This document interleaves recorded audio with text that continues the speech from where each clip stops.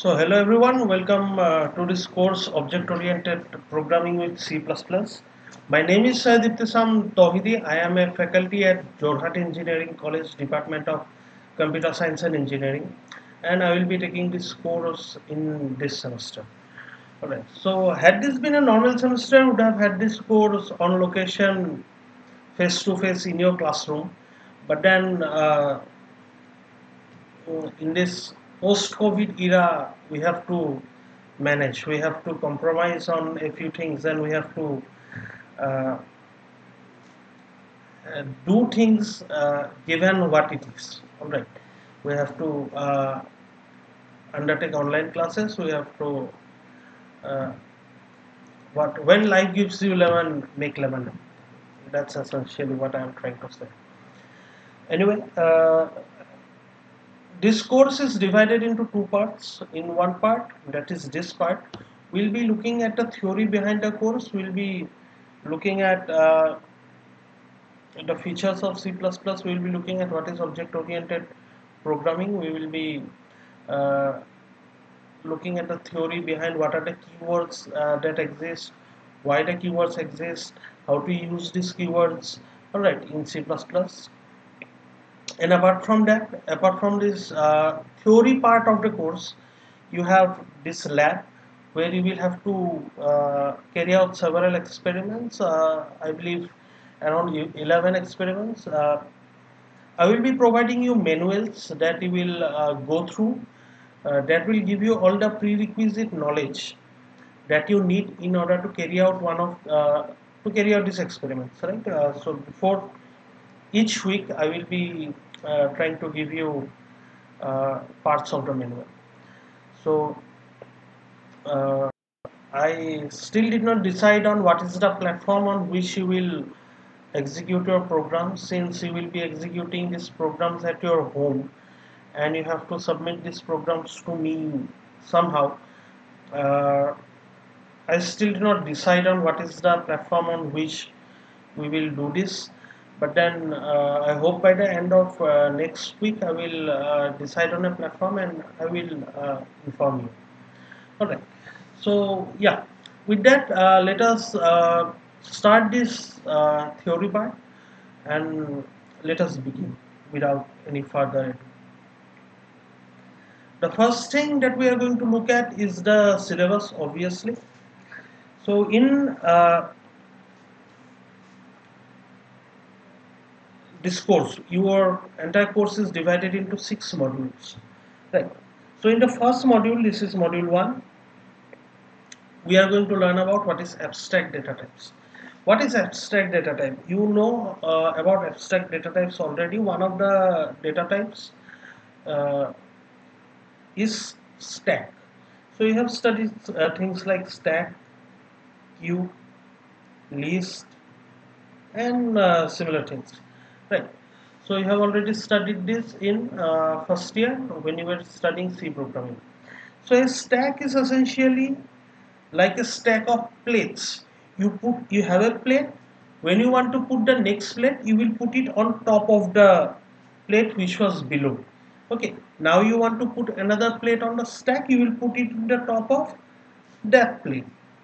So when you want to put a plate on the stack, you will put it on the top of the stack.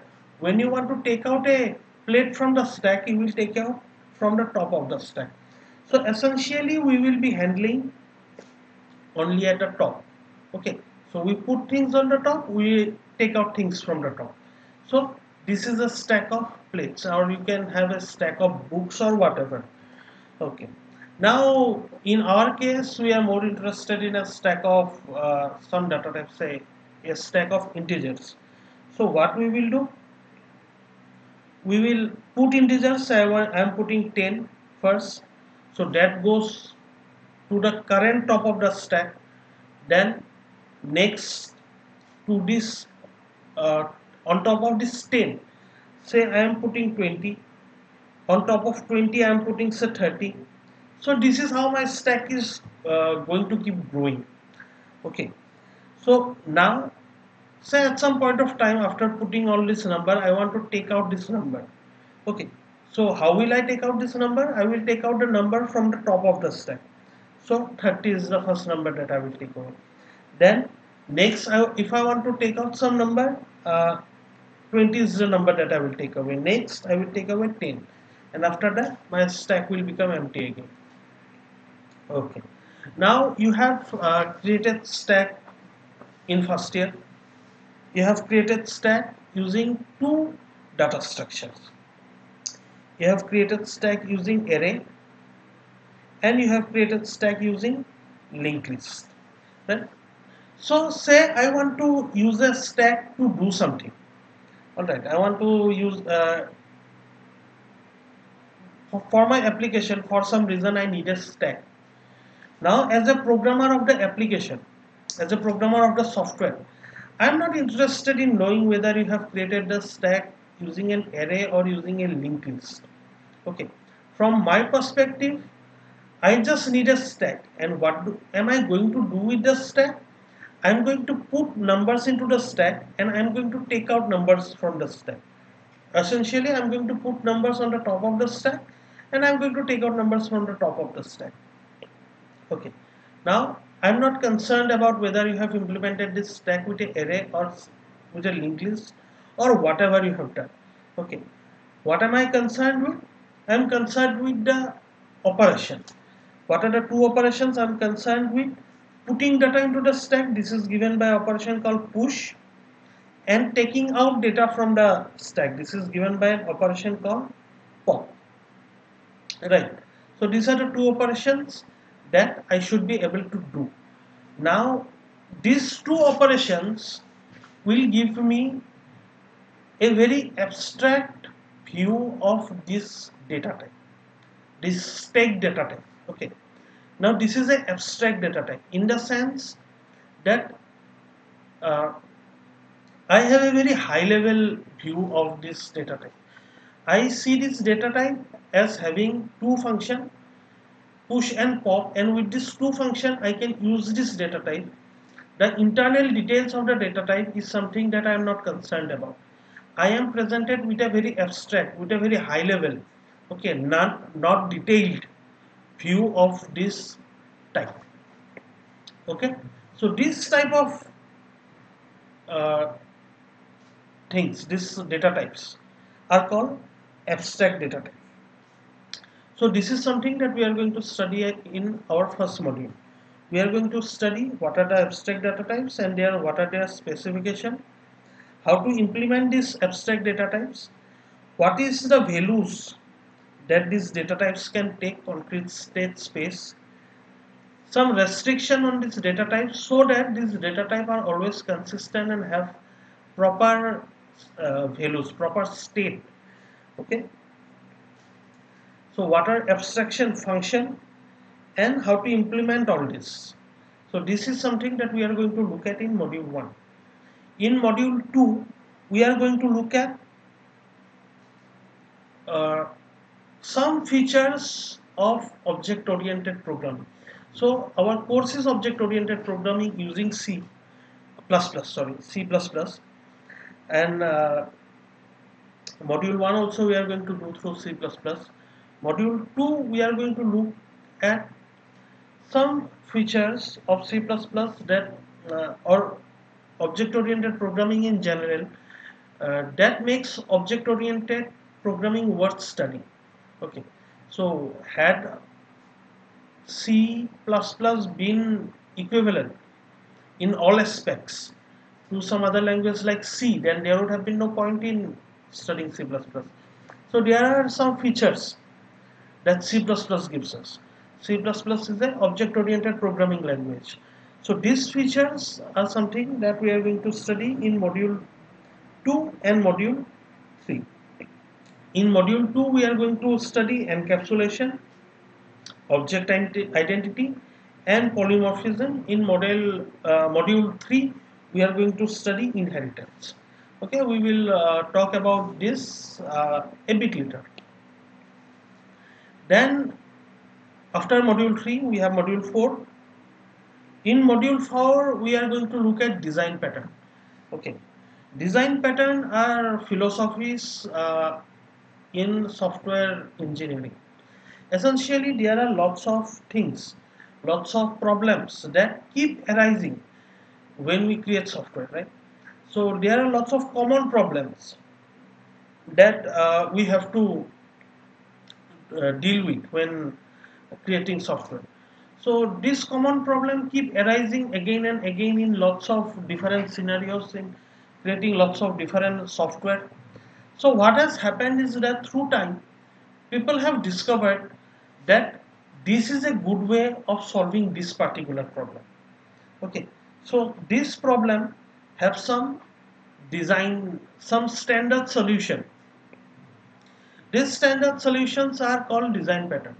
Now design pattern, you can think of it like algorithm, but then the difference between design pattern and algorithm is that algorithms are very detailed and very precise about how you have to solve some problem. Design pattern on the other hand gives you a general guide, a general philosophy of how to go ahead and solve this problem. Okay, so we will study design pattern in module 4.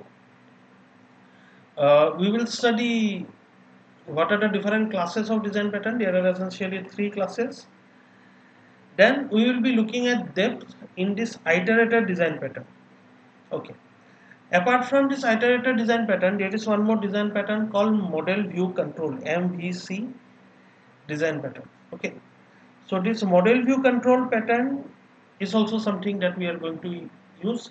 Let me give you a very brief uh, overview of what is this MVC pattern. Okay, or it's called the MVC architecture. Most of the time when you create a software, there will be some sort of a GUI, user interface, graphical user interface, that the user, the end user of your software is going to use, right? With which the end user will be presented data and with which the end user is going to interact. So there will be some GUI.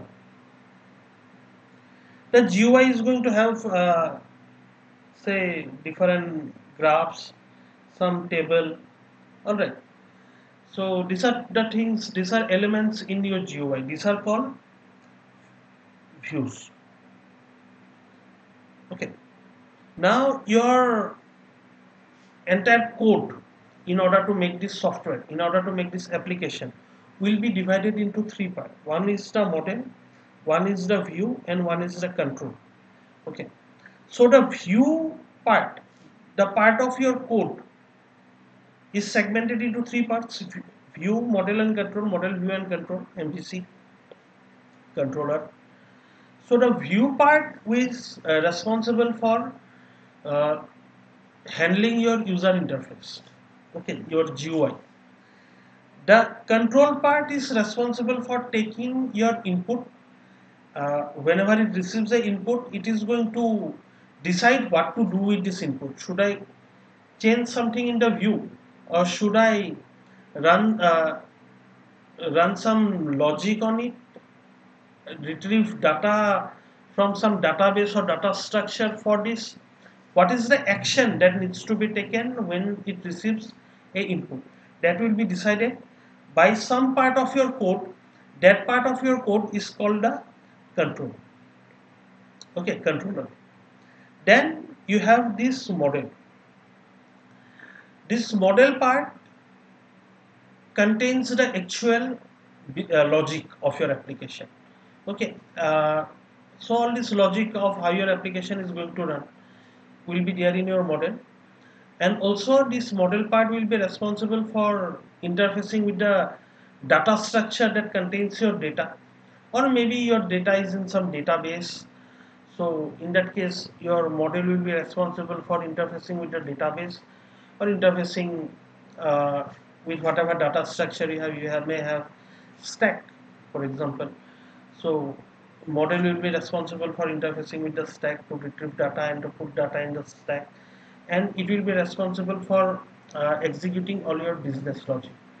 Okay, so yeah, your entire application will be divided into 3 different uh, code sections.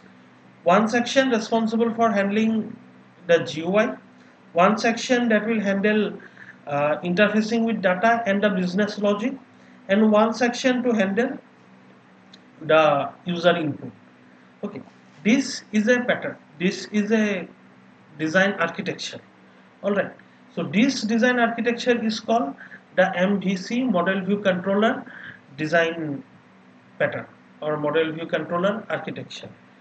So yeah, this is a architecture that you have.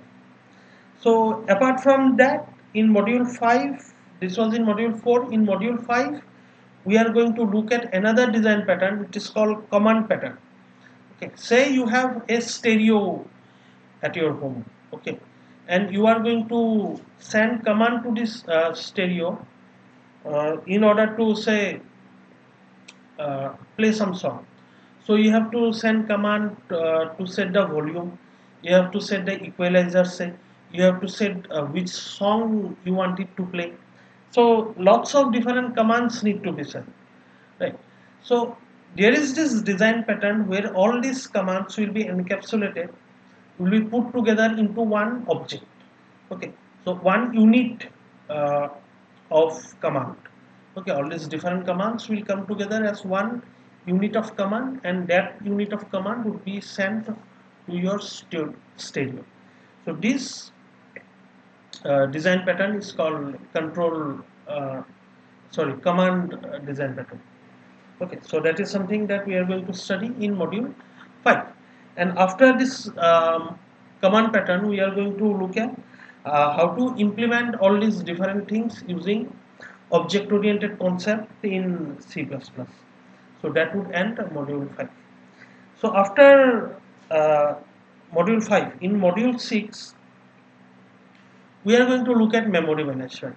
Okay, you already know a lot about memory management. You know what is malloc, you know what is calloc, okay, you know what is free. These are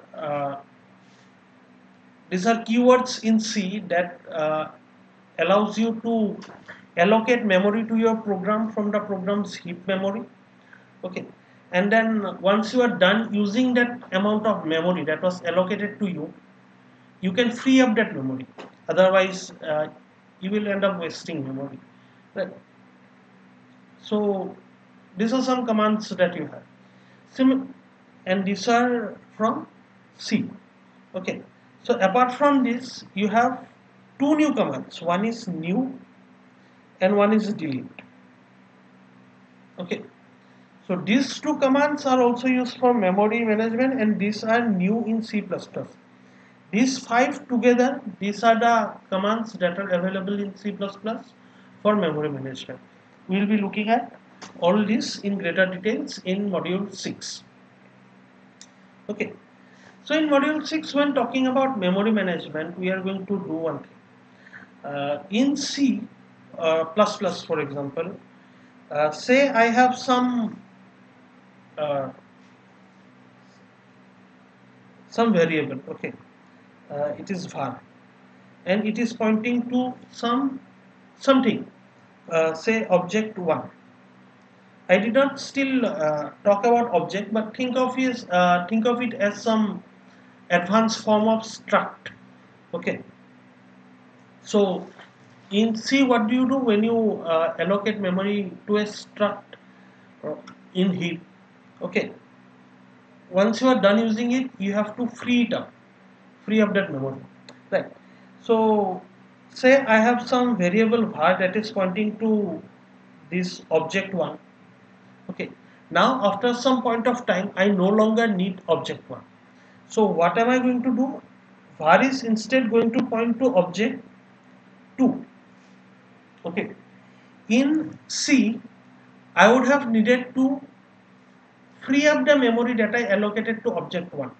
Otherwise this piece of memory would be there in RAM and eating up the total memory that was allocated to me. Okay, but in Java, okay, in C and C++ I need to free this up. In Java I don't need to worry about that. In Java there is something called garbage collector. Okay, So the task of garbage collector is this: when it sees that there is something called object 1 that is no longer being used, okay, it will automatically free up the memory that was allocated to object 1. Okay, so this automatic freeing up of memory, this is called garbage collector. So this object 1, once var is pointing to object 2, there is nothing pointing to object 1. So the program in the future will have no way of using this object 1. Okay, there is no reference to object 1 from anywhere in my program. So in that case, this object 1, the amount of memory that object 1 is occupying, it is essentially garbage. And then there is this thing called garbage collector in Java that runs time to time and keeps freeing up this garbage. Okay, so yeah, that is something that we have, garbage collector. Next, we are going to look at streams. Essentially, we are going to look at input stream and output stream, IO stream. And then we may look at file stream, stream of data that is coming from files, or network stream, stream of data that is coming in from the network or we are putting into the network. Okay, in case of file, streams of characters that we are reading from a file or putting into a file. Or in case of IO streams, streams of characters that are coming in from the standard input.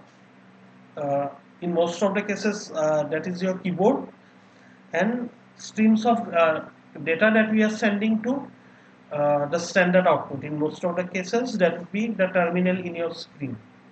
Okay, so streams, continuous data, and how to use this thing, we'll be studying that in module 6. Then we'll be looking at generic type and collection.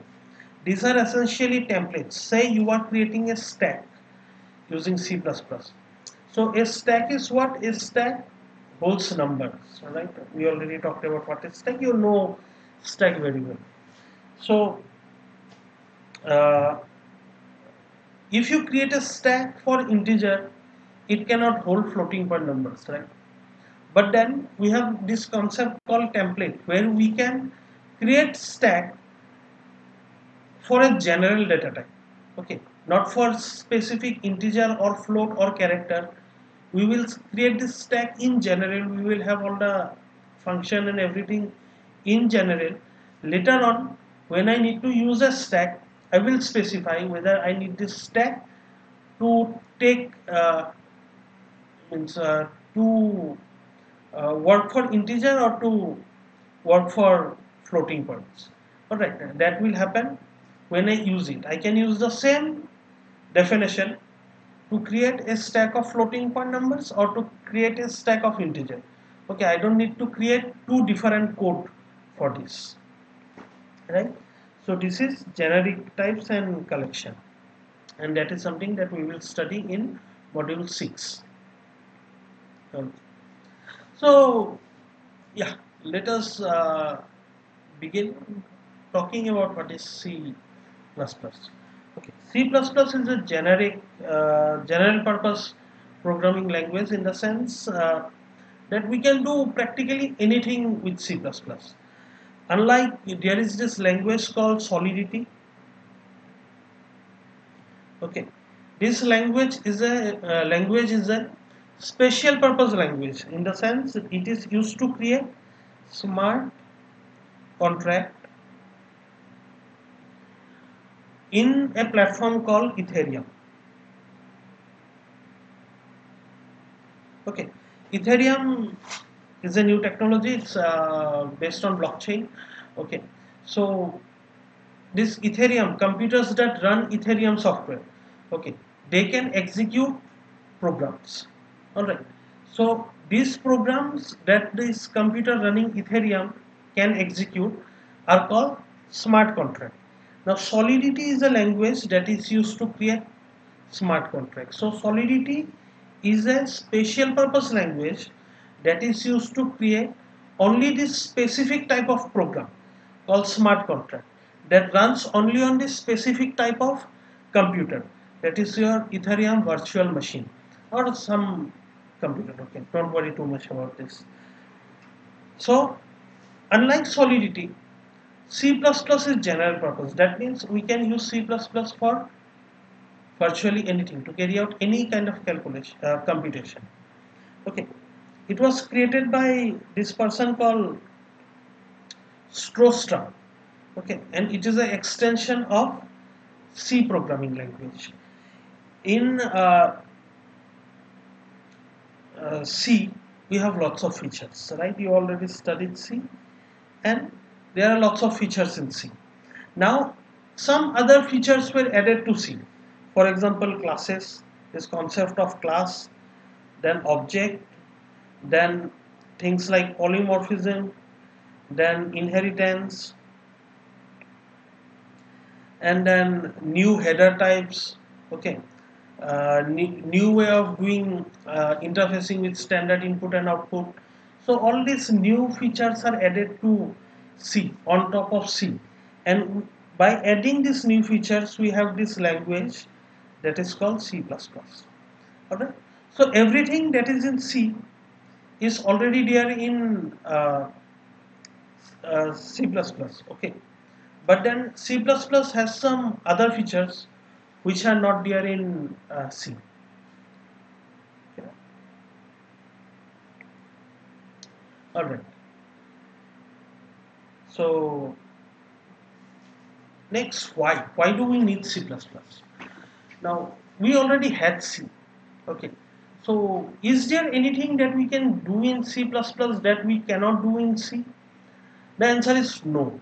C++ does not give us any new power. Okay. C++ is same gives means we can create with C++ the applications that we can already create with C. Okay, but then if we create a very big complex software, okay, say a software that has millions of lines of code or lakhs of lines of code, and it is possible to have software like that. Okay, when large team of people create software, it can easily cross lakhs of line of code. All right. So if we have such a big software, then such a software becomes very difficult to manage with C. In C, what will happen? Your entire program will be one big unit of code. Okay, not necessarily one file of code, but then one big unit of code. There is no proper organization of this code. C++ on the other hand allows you to organize into your code into different blocks. We call them classes, we call them objects. We will talk about this in details later, but then understand this, that our code will be organized into different blocks. These blocks are in most of the time self-contained. These are very easily manageable. Okay, unlike C code, in C code your code becomes intertwined, and if you jump around too much, okay, for example using this goto, there is this uh, keyword in C goto that allows you to jump to arbitrary line of code. Okay, so if you use goto, you create something called spaghetti code. Okay, you know what is spaghetti? It's a food, Italian food, and like noodle. Okay, it's very intertwined and very uh, what to say, very coupled with one another. Okay, very much like wired up. And I'm not finding the correct word for it, but then spaghetti is the correct word for it. So that is maybe the reason I'm not finding any other synonym for this word. Anyway, using spaghetti code, it is very difficult to manage spaghetti code. Okay, very difficult to read spaghetti code. All this jumping around in code that is happening. So yeah, if you don't use Goto, that is my point. If you are writing C program or any other program, don't use this keyword. Don't use Goto. But anyway, apart from Goto, there are lots of other reasons because of which it is very difficult to manage C program. Okay, one of the reason is there is no way to very properly organize this code like we have in object oriented. In object oriented, we organize our code into these objects, these classes, and this gives us a system where we can create very large software, okay, uh, with very good manageability. Okay, so it allows the programmer to comprehend and manage large, very complex software. So this is the reason we use C++. It's not that C++ will let us create something that we cannot create in C. Of course, we can create anything in C. Okay, that we can create in C++. But then in C++, it is easier to code. It is easier for the programmer. Okay, so that is the reason we use C++. So let us look at a program in C++. This is a very simple program. It is going to print hello world to your terminal. Okay. So let us look at an equivalent program in C. In C, we would have done this. We would have written include studio.h. Okay. And then we would have say written int main. It is good practice to write void. Okay, we would have written printf hello world, and then we would have returned 0. We return 0 if our code is executed properly, otherwise we return some number. Okay. So yeah, this is the equivalent program in C. Now there is one thing that you may have seen, notice. First is that instead of stdio.h, we are putting iostream, and there is no .h. Okay.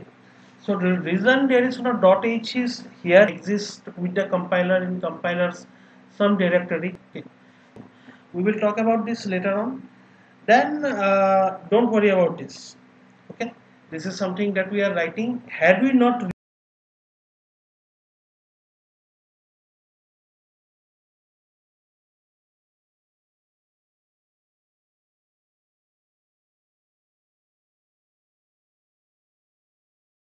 written this line, then this line we would have written std.cout,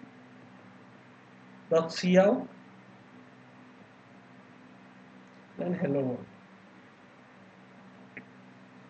Okay, but don't worry about this. This is something that we do. We define the namespace that we are going to use. Then once again, like int main, we have this int main. We don't need to put anything in parameters. In C also, most of the time we don't need to put anything in parameter, but then uh, some compiler may require that you, if you don't have any parameter, then put a void in there. Okay, but it is not necessary. Most of the compiler, including GCC, does not require this. So in C++, it is not required. Okay, the by standard itself, the C++ standard says that if there is no parameter, then there is no parameter. You don't need to write for it. Okay, then there is this next line, cout will print whatever you have written in this side into the uh, standard output, that is your terminal. And finally, since we are returning int, we return 0. 0 is for success, and we come out of the program. So this is your very simple, your first C++ program. Okay, now here is the thing. Your C program, say the file name is file, it is going to be file.cpp. This program, your C program, is going to be called file.c. Okay, so this is what the extension .c and .cpp means. C++, that means this is a C++ file, this is a C file. Now here is something. This C file, if I put it through a C compiler, okay, it is going to give me some executable file. Okay, and I am going to execute that. My program is going to print hello world, and it is going to exit properly. Okay, this CPP file, this C++ file, I am going to put it through a C++ compiler, and it is also going to give me some executable. I'm going to execute it. It is going to print hello world and it is going to exit properly. Here is my question. What will happen if I put this C file, file.c, into the C++ compiler?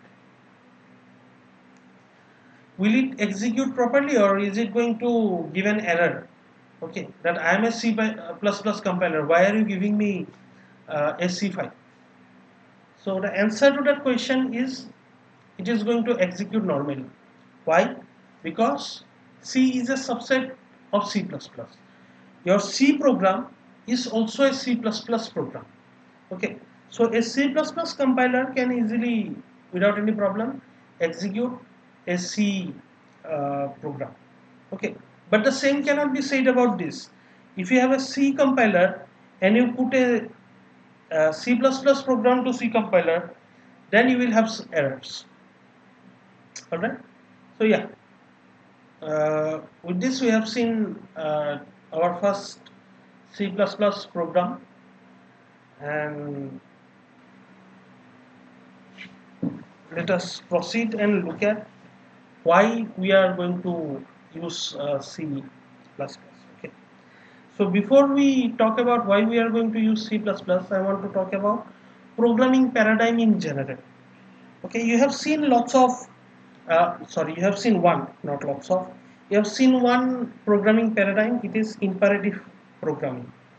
Okay, in imperative programming, you have seen in C, you write x equal to say 10, y equal to x plus 2, z equal to x plus y, and then you write printf, or instead of writing printf, you write you call some function.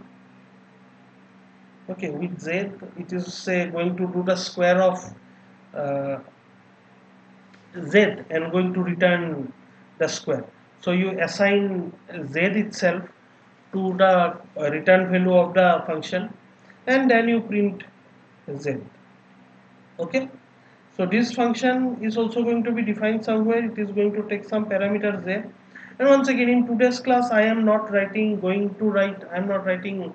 actual C or C++ code here. I'm just trying to illustrate a concept.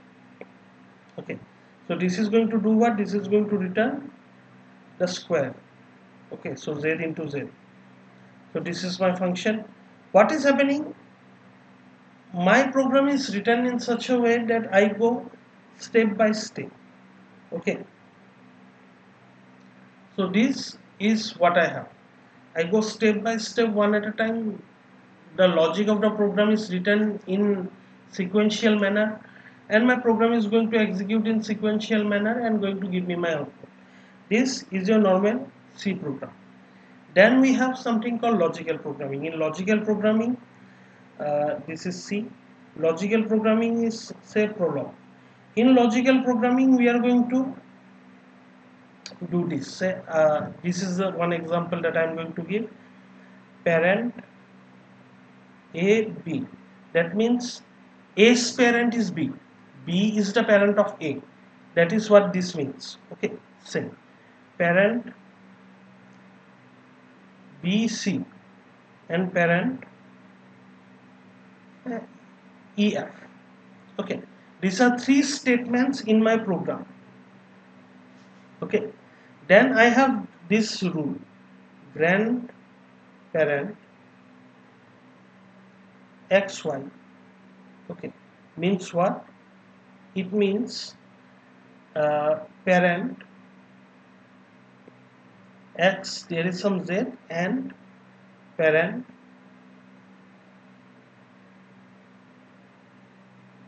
ZY. Okay, let us see what is happening here. I have four statements. This is statement 1, statement 2, statement 3. In this and statement 4. Okay, in statement 1, 2 and 3, I have specified three facts about the world. Okay, so I have specified the fact that B is the parent of A, and C is the parent of B, and F is the parent of E. Okay, so there are three facts that are specified in statement 1, 2 and 3. In statement 4, I have specified a rule about what does grandparent mean.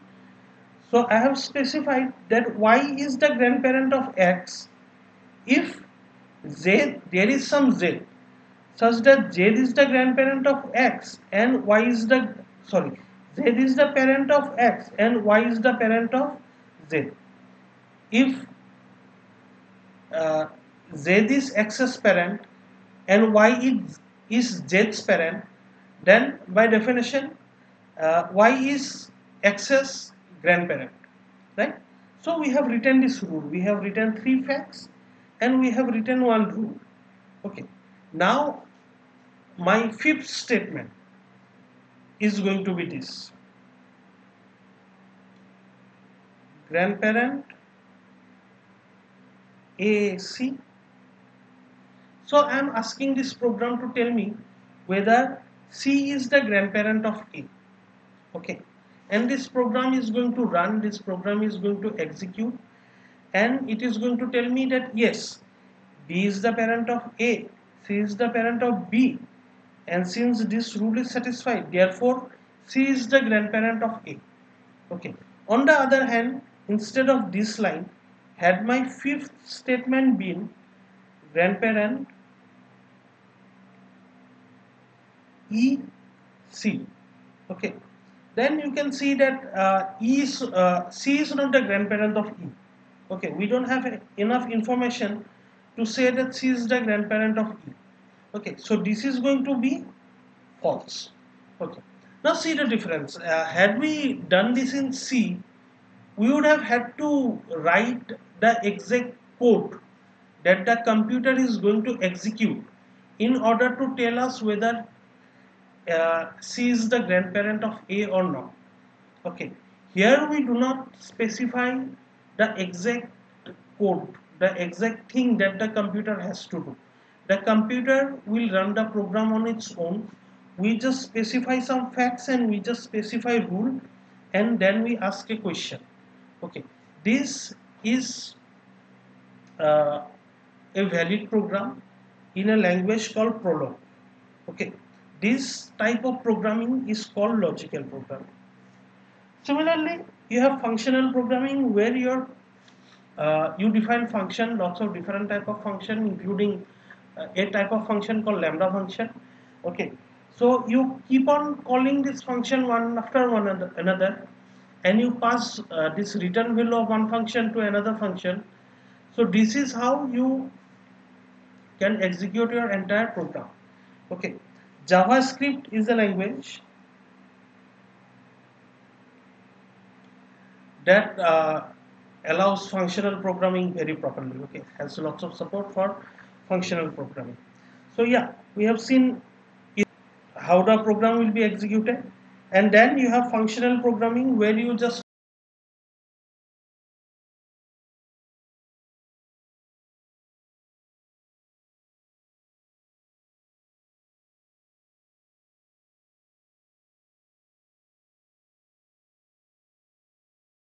keep on calling function one after another, and uh, by executing all this function your program will be executed. Okay, so after this three there is this paradigm called object oriented. Okay, so this is the paradigm that we are going to study about in this course. And C++ is a language that supports object oriented programming. C is essentially created, was essentially created to support object oriented programming. Okay, initially the name of the language C++ was C with classes.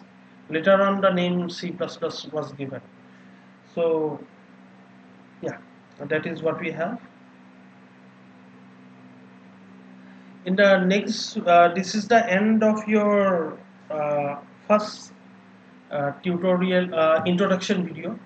In the next video, we are going to talk more about object oriented programming. What is object oriented programming? There are lots of uh, uh, features that object oriented programming gives you, for lots of uh, properties and features that are there So we will talk about what are classes, what are objects, what is polymorphism, what is abstraction, what is encapsulation, and what is inheritance. We will have discuss in very high level, a very brief overview of what all these different concepts of object oriented programming are in our next video. Okay, so see you in the next video. If you have any doubt, then you can reach out to me.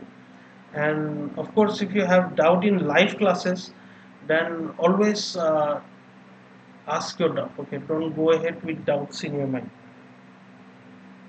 So yeah, this was your first introduction class. We essentially went through the syllabus, and then we talked about why C++. Okay, and we saw a very basic C++ program. With that, we have come to the end of this class. See you in the next class.